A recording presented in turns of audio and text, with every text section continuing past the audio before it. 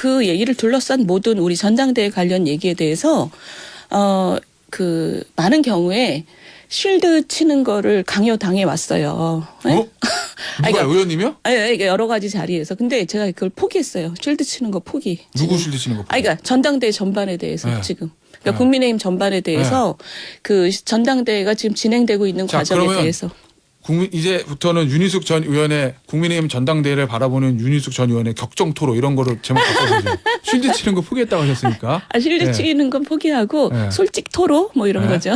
네, 솔직 토크. 저는 이렇게 생각해요. 그러니까 우리가 세상 살면서 그 사람을 만날 때 내가 누구를 알거든, 내가 누구랑 친하거든 이런 얘기를 입에 달고 다니는 사람들을 만나면 절대 금전 거래를 하면 안 돼요. 그런 사람들 대충 사기꾼이에요.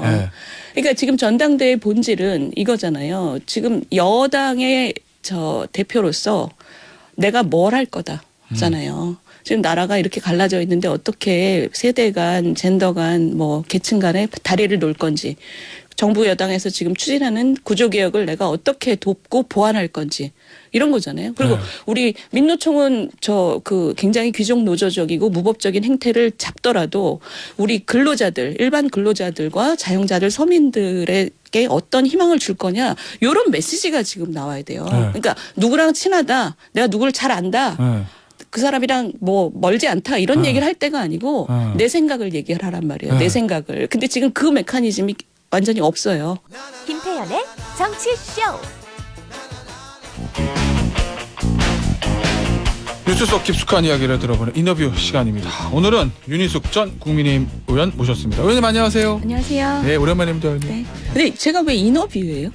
저희가 인터뷰라는 코너를 이름을 안 하고 그냥 인어. 인터뷰. 이거 제 말이 저는 인어 얘기 잘 모르는데 좀 나와도 되나? 뭐 이래서. 경제 인어 얘기 잘하시잖아요.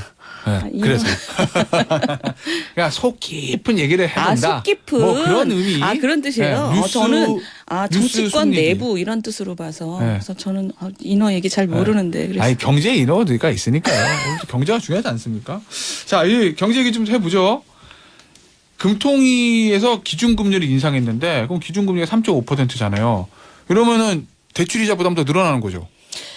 그렇죠. 근데 이제 그 기준금리 0.25%포인트 올린 거는 다 예측이 됐던 거고요. 이번에 올리냐 다음에 올리냐 요 정도의 불확실성만 있었고 지금 그 정도 간다. 근데 이번에 사실 그 발표에서 되게 중요했던 건 우리 당국이 올해 경제를 어떻게 보고 있느냐. 그게 중요한 내용이었어요. 근데 그게 이제 공식적인 지금 입장이 뭐 기재부나 한국은행이나 다 공식적으로 상반기에 매우 안 좋고 하반기에 좋아질 거다. 상저하고 라고 이제 지금 얘기가 나왔죠. 근데 상저하고라는 표현을 많이 써요. 많이 쓰는데 우리가 다 말하는 사람이나 듣는 사람이나 상저는 확실한데 하고는 잘 모르겠다 이런 뜻이라고. 그래서 지금 어쨌든 올해 상반기는 안 좋을 것이고 하반기는 세계 경제 상황에 따라서 나아질 수도 있고 뭐 이런 정도. 근데 금리 관련해서요. 대출 금리는 오르는데 최근에 예금 금리는 사실은 금리가 오르면 똑같이 올라야 되는 건데 대출 금리는 오르는데 예금 금리는 안 오른다. 그럼 뭐 예대 마진을 돈 버는 은행만 무슨 사상 최고 호황이고 우리는 뭐냐. 이런 소비자들의 불만 많잖아요. 이런 현상 왜 벌어지는 거예요? 지금 사실 그 은행 산업에 대해서 며칠 전에도 좀 보도 나온 게 뭐 점심시간에도 근무 안 하겠다고 한다. 그래서 지금 뭐 사람들이 쫙 늘어서서 줄 서는데도 전혀 개의치 않는 은행업이라는 게 지금 굉장히 뭐라 그럴까.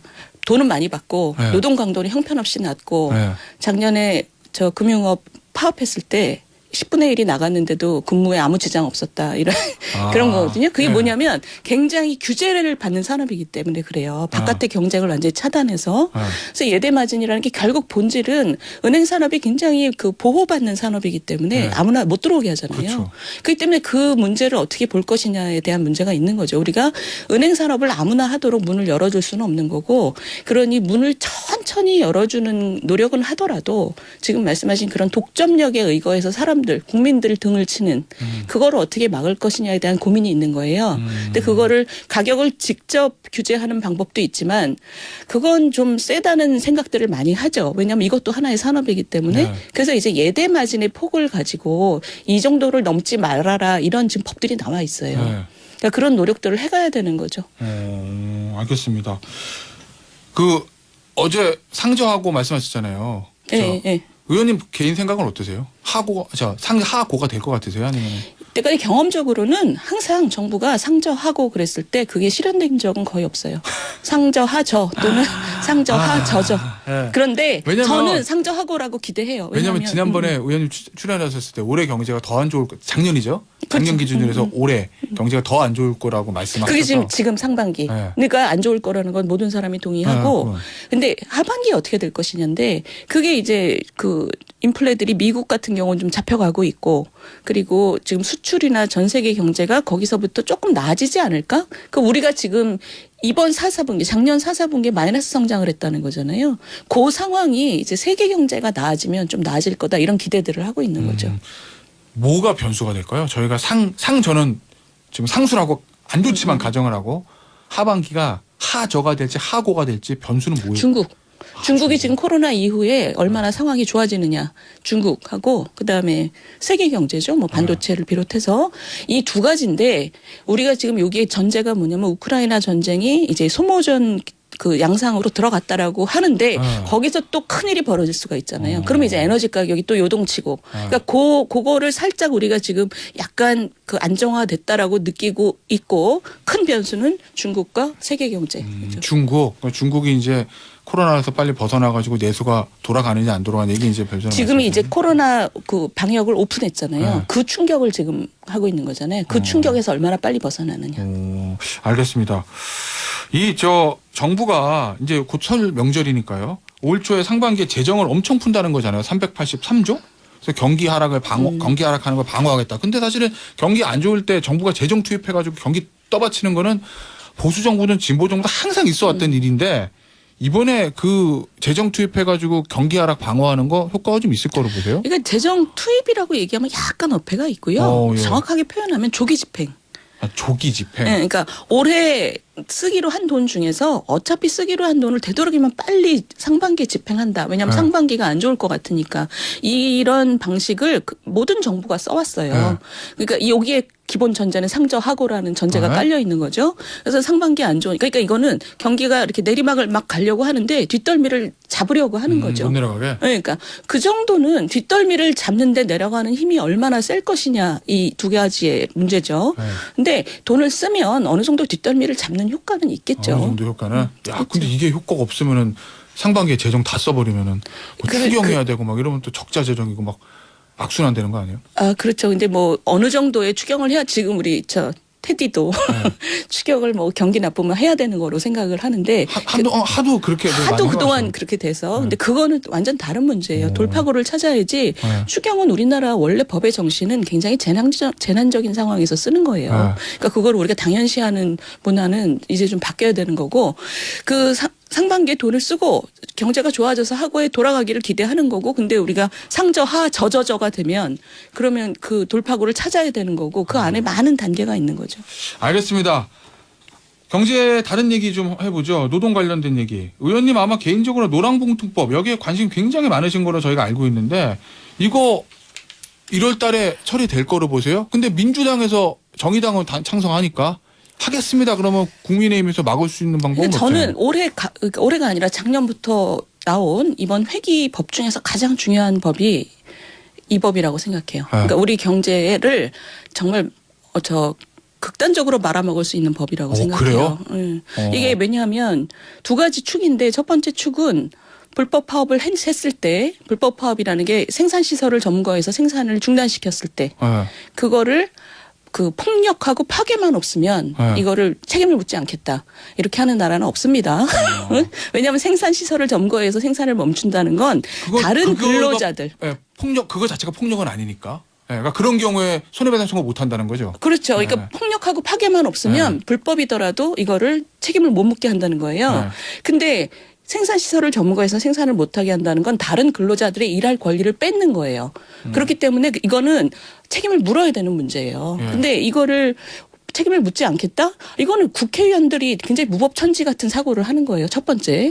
두 번째 축은 뭐냐면 하청 근로자하고 원청 사용자하고 교섭할 수 있게 하겠다. 네. 예요. 근데 보세요. 현대자동차는 지금 하청기업이 10,000개 정도 돼요.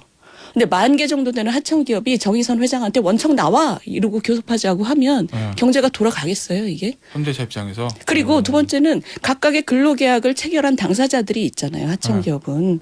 그 근로계약의 내용을 그럼 무시하겠다는 거잖아요. 이러면 경제 체계 자체가 망가지게 되는, 이렇게 하는 나라도 없습니다. 근데 노란봉투법에 그런 게 다 담여 있어요. 이 두 가지 축이 이거예요. 두 가지. 그러니까 우리나라 노란봉투법의 내용을 보면 우리나라의 입법부가 얼마나 그 세계로부터 완전히 분리된 사람들인가를 알 수 있어요. 그러니까 이 법은 1월 안에 뭐 처리가 되냐 마냐 그런 문제를 떠나서 네. 정말 이렇게 한숨이 나오는 법이죠. 네.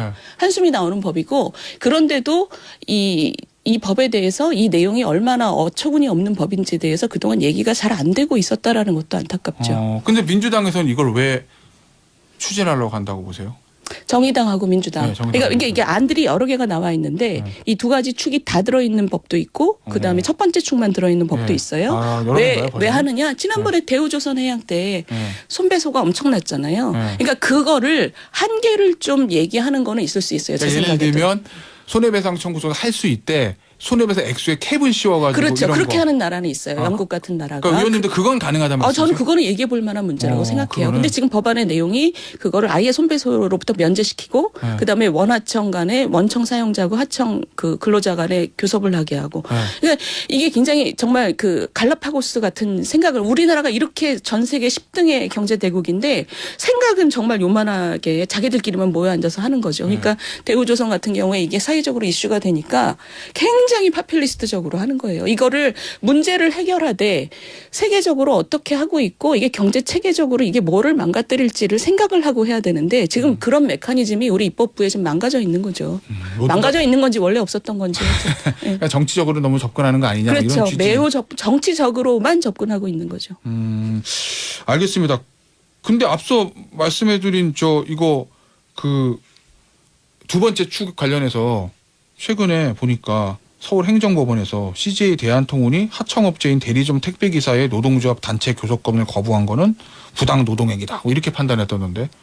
그러면은 그러니까 그거는 약간 다른 차원의 문제고, 일단 1심 판결이고요. 1심 판결이 앞으로 어떻게 될지 모르는 거고, 그거는 특고라는 특수성이 있잖아요. 특고라는 특수고용이다. 특수성이 있어서 CJ 통운이 실제적으로 지휘 감독을 많이 행사한다라는 근로 과정에서 그런 판단이 들어가 있어요. 들어가 있는데 여전히 문제가 되는 게 중간에 대리점주하고 근로자들이 직접 근로계약을 체결했잖아요. 그러니까 그럼 그걸 무화시키는 거야라는 문제가 여전히 남는 거죠. 그러니까 어느 정도는 우리가 지금 얘기한 그 대우조선 해양 및 우리나라의 원하청 구조하고 겹치는 부분도 있고 특고라는 특수성도 있고 또 아직 1심 판결에 불과하고 그것도 매우 논쟁적인 판결이에요. 알겠습니다. 요 얘기에서 마무리하고 국민의힘 얘기 좀 해보겠습니다. 야, 정치계의 핫 이슈입니다, 이거. 국민의힘 전당대회. 나경원 전 의원의 왜 갑자기 그러니까 우승부터. 아니요. 뭐 물으려고 하셨어요? 아니 뭐 뻔하죠. 나경원 전 의원의 현재까지의 행보에 대해서 어떻게 평가하시는지, 그리고 앞으로 출마할 거로 보시는지, 출마하면 당선 가능성 어떻게 된다고 보시는지 의원님의 생각을 묻고 싶습니다. 잘 아시죠? 잘 알죠. 잘 아는데 네. 그러니까 지금 그 질문 자체에 네. 이상해요, 저는 질문이? 아니요. 질문의 의미가 네. 그 의미가 얼마나 있느냐를 제가 지금 생각해 보고 있는데 네. 저는 사실은 그 얘기를 둘러싼 모든 우리 전당대회 관련 얘기에 대해서 그 많은 경우에 쉴드 치는 거를 강요당해 왔어요. 네? 누가 의원님이요? 이게 여러 가지 자리에서. 근데 제가 그걸 포기했어요. 쉴드 치는 거 포기. 누구 실드 치는 거? 그러니까 전당대회 전반에 대해서 네. 지금. 그러니까 국민의힘 전반에 대해서 그 전당대회가 지금 진행되고 있는 과정에 그러면 대해서. 이제부터는 윤희숙 전 의원의 국민의힘 전당대회를 바라보는 윤희숙 전 의원의 격정토로 이런 거로 제목 바꿔보죠. 쉴드 치는 거 포기했다고 하셨으니까. 쉴드 치는 건 포기하고 네. 솔직 토로 뭐 이런 거죠. 네, 솔직 토크 솔직 좋습니다. 토크. 그 쉴드는 빼고 네. 지금 쉴드 치는 게 이제 더 이상 통하지 않는 게 네.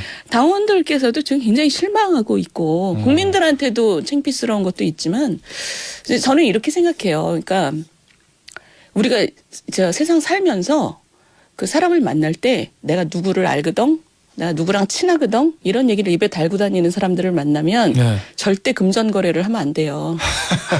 그런 사람들 대충 사기꾼이에요. 네. 그러니까 지금 전당대회 본질은 이거잖아요. 지금 여당의 저 대표로서 내가 뭘 할 거다잖아요. 지금 나라가 이렇게 갈라져 있는데 어떻게 세대 간, 젠더 간, 뭐 계층 간에 다리를 놓을 건지, 정부 여당에서 지금 추진하는 구조개혁을 내가 어떻게 돕고 보완할 건지 이런 거잖아요. 그리고 네. 우리 민노총은 저 그 굉장히 귀족 노조적이고 무법적인 행태를 잡더라도 우리 근로자들, 일반 근로자들과 자영자들, 서민들에게 어떤 희망을 줄 거냐 이런 메시지가 지금 나와야 돼요. 네. 그러니까 누구랑 친하다, 내가 누구를 잘 안다. 네. 그 사람이랑 뭐 멀지 않다 이런 네. 얘기를 할 때가 아니고 네. 내 생각을 얘기하란 말이에요. 네. 내 생각을. 근데 지금 그 메커니즘이 완전히 없어요. 의원님 말씀하신 거 지금 한 번도 들어본 적이 없어요. 제가 한 두 달 그러니까 동안. 그 얘기를 그러니까 저는 우리 당원들께서 그게 본질이 전당대회 본질은 그거다라는 거예요. 네. 그러니까 그 얘기를 하는 사람 그리고 그 내용을 듣고 사람을 뽑아야 된다라는 본질이 살아야 된다고 생각해요. 네. 그러지 않으면 당이 망하는 거예요. 이게 국민들이 볼 때 얼마나 우습겠어요. 네. 그러니까 우리 당원들께서 저는 되게 굉장히 저 부탁드리고 싶은 게 이 본질을 살리는 역할을 당원들이 해주셔야 된다라고 지금 부탁을 좀 하고 싶어요. 근데 지금 나와 있는 뭐 지금 판이 그렇게 프레임이 그렇게 짜서 뭐 친윤 반윤 뭐 이런 것 때문에 그런지 몰라도 지금 나와 있는 유력한 후보들 다 근데 윤심은 뭐 대통령은 저는 친윤이고 뭐 김장연대 뭐 연대보증인 저는 뭐 윤핵관 뭐 이런 얘기들만 나오잖아요. 예, 그럼 현재까지 왜 그러는 거예요? 현재까지 그렇다. 네, 현재까지 현재까지는. 그렇다. 응, 응. 네. 그럼 왜 그럼? 왜냐면 그러니까 그 후보들도 의원님 같이 해야 되는 게 정답이고 그게 가야 할 길이라는 걸 알 거잖아요. 정치 오래 하셨으니까. 모를 수도 있죠. 잊어버렸을 수도 있죠. 아 잊어버릴 수도 있어요. 저는 그렇게 생각해요. 우리 정치에서 아까 그 노랑 봉투법도 마찬가지인데 네. 그 본질, 국회의원들의 본질이라는 게 국민들의 그 아픈 마음을 어루만지면서도 우리의 경제 체계를 망가뜨리면 안 된다라는 본질을 너무나 지금 우리 정치에서 망각하고 있어요. 예. 많은 것들이 망가져 있어요. 그러니까 지금 망가진 상태에서 본인들이 이 본질이 뭔지를 머릿속에 안 넣고 있다고 저는 생각을 해요. 그거를 당원들이 일깨워줘야 되는 지금 상황에 이르는 거죠. 그러니까 지도자가 예. 그러니까 리더와 팔로워의 관계가 지금 바뀌는 상황이라고 저는 생각해요. 그렇구나. 굉장히 네. 아니 부담스러워하시는 것 같아요. 부담스럽지 않습니다. 뭐 제가 한 얘기도 아닌데 제가 왜 부담스럽겠어요? 의원님 얘기지 뭐 제 얘기인가? 자, 그렇죠. 그러면 하나씩 조금만 더 디테일하게 들어가 볼게요. 나경원 전 의원. 지금 제가 저 정치인들 출마하실 때마다 이건 묻습니다. 어떻게 할 거로 보세요?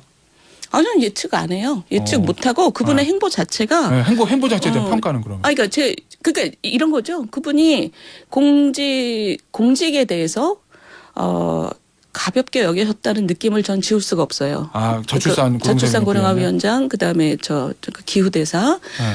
그런데 그것을 다 고려해서 네. 당원들이 평가할 거예요. 그러니까 거기에 대해서 다른 후보들이 왈가왈부 할 필요도 현재로서는 없어요. 레이스가 시작이 되면 그때 하는 거지. 그럼 저 당원들이 보고 저분은 왜 저렇게 저런 결정을 하셨을까를 다 감안해서 그분이 안고 가야 하는 본인의 문제인 거고 그걸 뛰어넘는 자신의 비전을 갖고 나오면 되는 거죠. 다른 분들도 마찬가지예요. 지금 남 얘기하고 누구랑 친하다 얘기할 때가 아니고 자기 얘기를 갖고 나오면 되는 거죠. 이 전당대회를 바라보는 대통령실의 시각이나 그거는 어떻게 평가하십니까? 예를 들면 그 나경원 전 시각에 의원과의 대해서 관계라든지 뭐 이런 부분들. 현재로서 명확하게 밝혀진 부분은 네. 저는 없는 것 같아요. 밝혀진 부분에 대해서는 뭐냐면 공직에 대해서 좀 가볍게 여긴다는 느낌을 받았다라는 것에 좀 불편한 심기는 드러났지만 네. 전당대회에 대해서 어떤 입장인지는 지금 명확하게 밝히진 않았어요. 일부에서는 아마 언론은 그렇게 많이 해석을 하는 것 같은데. 미루어 짐작할 하건대 뿐이죠. 나경원 당신은 아니야. 만약 사직서에 대해서 그걸 사직서 수용하는 게 아니라 사직서 내지 않은 자리까지 해임으로 맞받아친 걸 가지고 나경원 전이 아니다라고 사인을 준 거예요. 말은 안 했지만 그런 지금 우리가 미루어 짐작하는 것들이 있잖아요. 근데 저는 이렇게 생각해요. 그러니까 우리 정권 초고 지금 정권 초니까 대통령실에서 우리 당대표하고 손발 맞춰서 잘 일할 수 있는 사람을 원하는 마음, 또 그런 당대표가 돼야 된다는 생각들을 당원들도 다 하고 있어요. 그러니까 그걸 100분 이해해요. 그런 마음이 있다는 거를. 근데 그거를 어떤 식으로 구현할 것인가에 대해서는 훨씬 더 지금보다 부드럽고 그리고 자유민주주의라는 그 원칙을 국민들이 저버리지 않는다는 느낌을 줘야 한다는 거를 훨씬 더 중하게 엄중하게 느끼셔야 될 거라고 저는 네. 생각을 해요. 그러면 제가 모든 저 의원님들께 물어보는 공통 질문 하나 마지막으로 하고 대장동 얘기 물어볼게요. 나경원 전 위원장이 전화했어요. 의원님께. 나 나가야 돼 말아야 돼? 그럼 뭐라고 하시겠어요? 마음대로 하세요. 이거 그걸 안 왜 돼요. 남한테 물어요? 본인이 알아서 아니, 해야지. 조언을 구하니까 조언을 해주실 수 있어요. 아유, 제가 무슨 그런 깜냥이 돼요. 제가 정치 시작한 지 3년밖에 안 네. 됐는데. 거기에 대한 의견은 없으세요? 없습니다. 결정하셔야죠. 라고 네. 얘기하겠죠. 본인이? 네. 알겠습니다.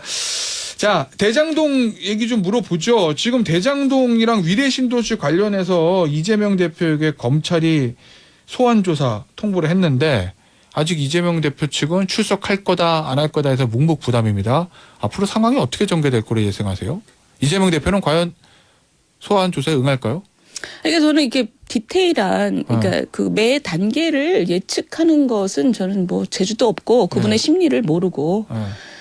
근데 당위적인 측면에서는. 당위적인 측면에서 당연히 성실하게 수사받아야죠. 성실하게 수사받고 이거를 좀 정치적으로 대응하는 건 좀 그만 좀 해라. 이런 조언을 좀 드리고 싶어요. 저는. 이게 그러니까 며칠 전에도 우리 저 FC 때문에 성남 FC 때문에 소환 조사 받을 때도 가서 의연하게 내가 성실하게 수사받겠습니다라고 야당 대표가 그렇게 가서 말씀하셨으면 제가 원래 그분에 대해서 생각했던 게 만큼 많이 올라갔을 것 같아요. 근데 막 의원들을 막 금붕어 똥처럼 막 몇십 명씩 데려가서 막 이렇게 서 있고 이런 게 저는 우리 정치사에서 되게 오래 남을 굉장히 찌질한 장면이라고 봐요. 찌질한 장면이요? 아니 지도자잖아요. 네. 야당 네. 지도자면 딱 의연한 모습을 보여야지. 그리고 내가 팩트에 대해서 성실하게 수사받겠다. 이런 멋있을 것 같아요. 네. 근데 막 사람들은 수십 명 끌고 가서 카메라 앞에 이렇게 서서 우리는 함께 있으면 뭐 두려운 게 없어 이런 거잖아요, 사실. 그러면서 굉장히 정치적인 얘기만 했단 말이죠. 김대중 노무현 조봉암 이러면서.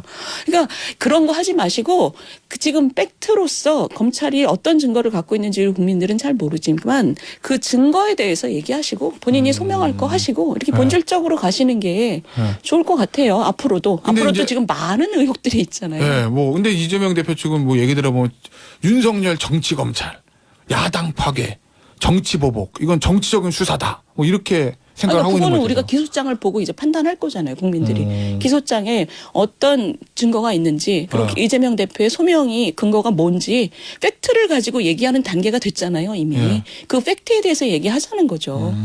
알겠습니다.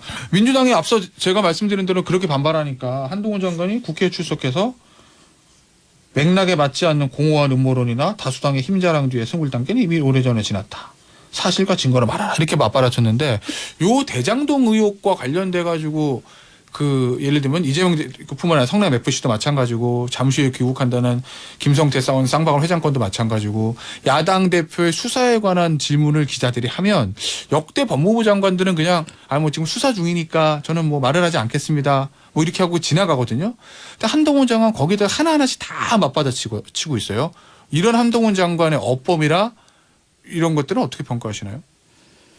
그래서 뭐 시원하다고 느끼시는 분도 있고, 네. 근데 솔직히 얘기하면 법무부 장관의 어떤 거리감을 우리가 바람직하다고 생각하지 않아요. 개별 케이스에 대해서는. 근데 이분의 스타일이 좀 그러신 것 같아요. 근데 그 스타일이라는 것에 대해서 왜 그분이 그걸 계속 지속하는가, 본인도 어떻게 거역할 수 없는 본인의 본능인가 라기보다는 국민들이 그걸 굉장히 원하고 높이 평가해요. 왜냐하면 그 정도 선명하고 합리적으로 얘기하는 정치인이 없었거든요, 이때까지. 그러니까 우리 정치가 그동안 굉장히 이렇게 윽박만 지르다가 조근조근 선명하게 얘기하는 사람들을 보고 국민들이 지금 사실 굉장히 좋아하시는 분들이 많아요. 그러니까 아마 그분도 본인의 그런 기질을 굳이 억제할 필요를 못 느끼는 게 아닌가 싶은데 그분의 장기적인 커리어 지금 설계가 어떻게 되는지 모르지만 그건 좀 본인도 좀 생각해 보셔야 될 것 같아요. 왜냐하면 법무부 장관이라는 자리가 요구하는 적절한 수준이라는 게 있으니까 그 절제와 거리라는 면에서 그건 본인이 좀 생각해 보셔야 될 것 같아요. 자, 그러면 한동훈 장관 정치해야 된다고 보십니까? 아니면 장관 끝나면 그냥 변호사 해야 된다고 보십니까? 또 본인이 알아서 하시겠죠. 아니, 당연히 본인이 알아서 하겠죠. 본인이 알아서 네. 하는 거고. 네.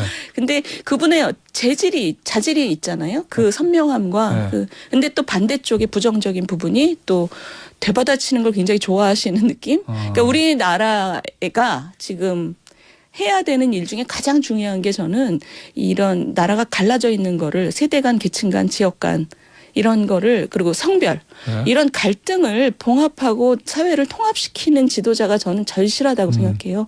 그게 우리 고속 성장 이후에 지금 우리나라가 해야 될 숙제라고 생각해서 그런 역할을 담당할 수 있는 자질도 본인이 더 뭐랄까요? 보완? 가져온다면 네. 그죠? 네. 그거를 자기가 스스로 이거를 육성한다면 그러면 정치하셔도 잘할 것 같은데 그런 느낌? 알겠습니다. 오늘 여기서 마무리하죠. 지금까지 국민의힘의 윤희숙 의원이었습니다. 감사합니다. 감사합니다.